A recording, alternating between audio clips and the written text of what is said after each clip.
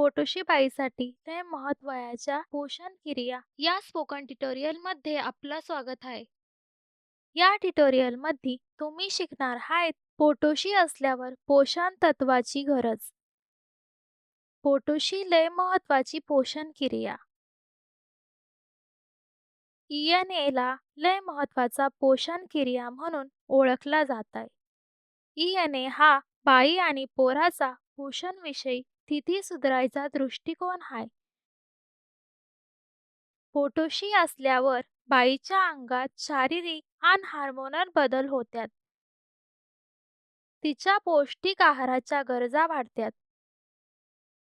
या काळात पौष्टिक आहाराच्या आई आणि पोराच्या आरोग्यासाठी महत्त्वाचं असतात. आईच्या पोटातला पोर पोषणासाठी तिच्या आईवर अवलंबून असतात. पोटोशी पासून तर 2 वर्षाचं होतपर्यंतचा काळ पहिला 1000 दिवसाचा असतो. या काळात वाढ आणि मानसिक विकास लवकर होत असतो. या पोराचं आणि आईचं आताचं आणि पुढच्या आरोग्य देखील ठरवतात. पौष्टिक आहारामुळं आईला होणारी मळमळ आणि अशक्तपणामुळं तिला आराम मिळतोय. ह्या गारभाच्या मेंदूचा विकास करायचा मदत करतात. यामुळं पोरामध्ये जन्मल्यापासून असलेल्या आजाराचा धोका आईमध्ये असलेला अशक्तपणा कमी होतो. चला पोषक तत्वाबद्दल आणि पोटोशीपणाच्या काळातल्या लय महत्वाच्या पोषण क्रियाबद्दल बोलूया. पोटोशीपणात अमुक पोषक घटक गरजेचा असतात. प्रथिना ह्या त्याच्यापैकी एक आहे. प्रथिनांची गरज पूर्ण करायला प्रथिनांनी समृद्ध आणि खायची माहिती दिली जातोय. मांस, मासे, कोंबडी आणि अंडी याच्यामध्ये प्रथिन लय प्रमाणात आहे. कडधान्य, शेंगा, मनुका, बिया, दूध आणि दुधाचं पदार्थ याच्यामध्ये पण चांगल्या प्रमाणात प्रथिन आहेत.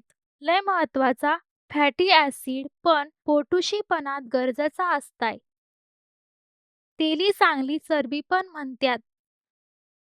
उदाहरणार्थ DHA आणि EPA. मांस, मनुका आणि बिया याच्यामध्ये चांगला फॅटी ॲसिड आहेत.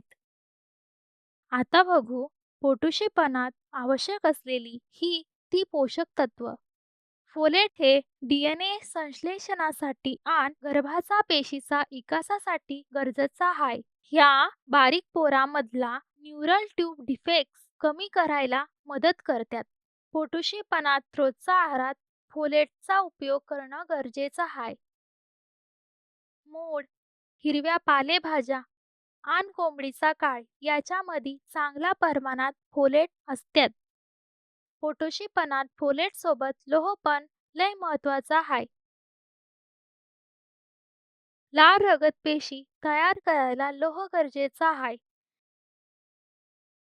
ह्या समध्या शरीरात ऑक्सिजन वाहून न्यायला मदत करतात.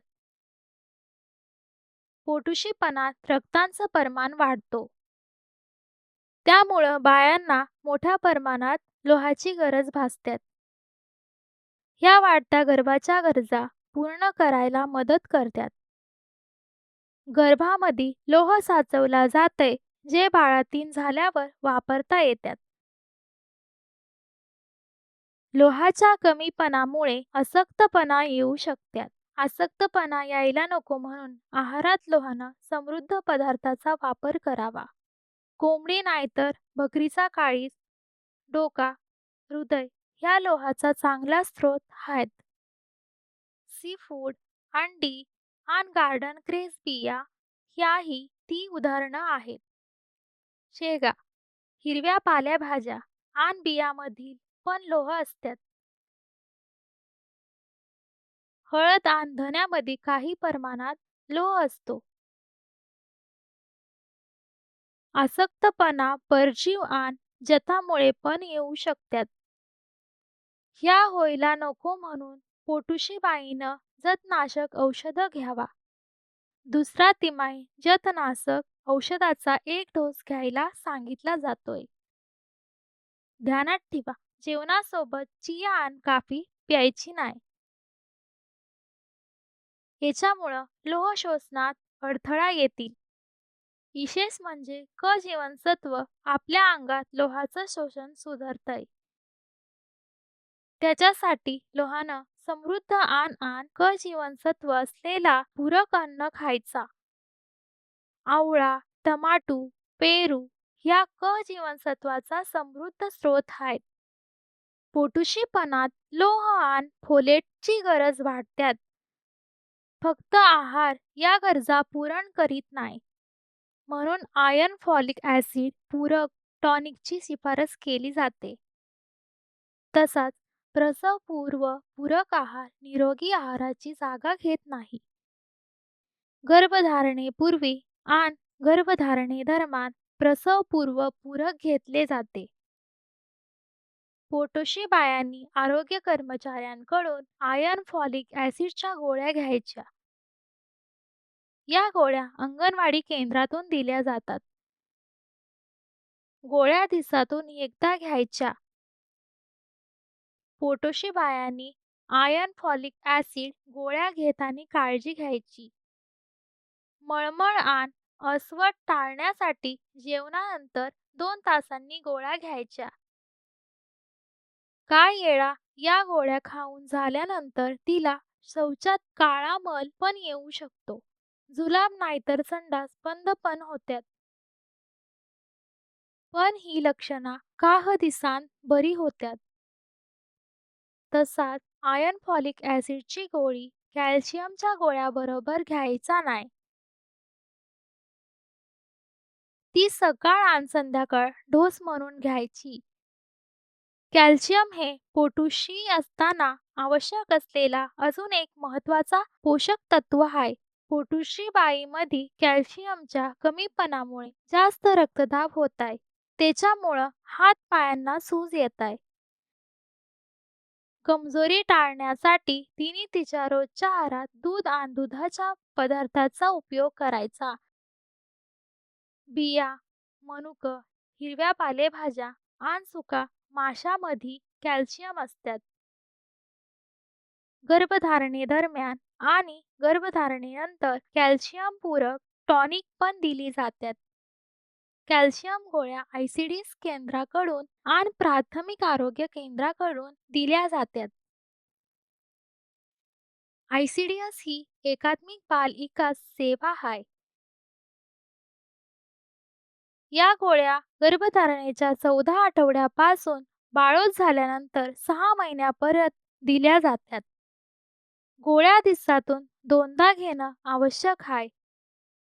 लय कॅल्शियम लोह शोषायला प्रतिबंध करतात. त्याच्यामुळं 2 कॅल्शियम गोळ्या एकत्र खायच्या नाही. न्यारी नाहीतर दुपारचं जेवण झाल्यानंतर 1 गोळी घ्यायची.